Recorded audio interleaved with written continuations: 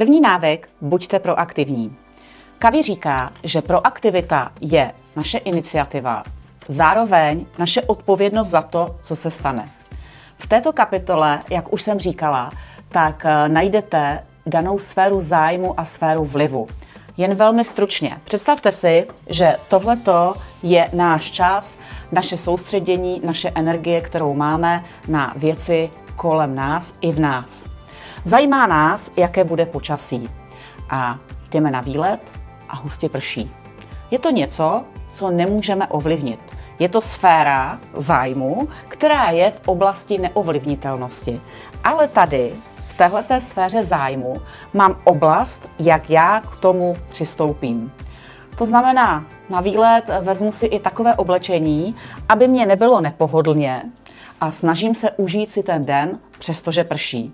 Možná výlet zkrátím, navštívím dobrou kavárnu, které si budu chvíli číst knihu, anebo naopak naučím se tančit v dešti. A to už je to, že já jsem přesunula svoji pozornost, svoji iniciativu do toho místa, které ovlivním. V této kapitole najdete spoustu dalších zajímavých příkladů a typů, ale tahleta mě například upoutala nejvíc.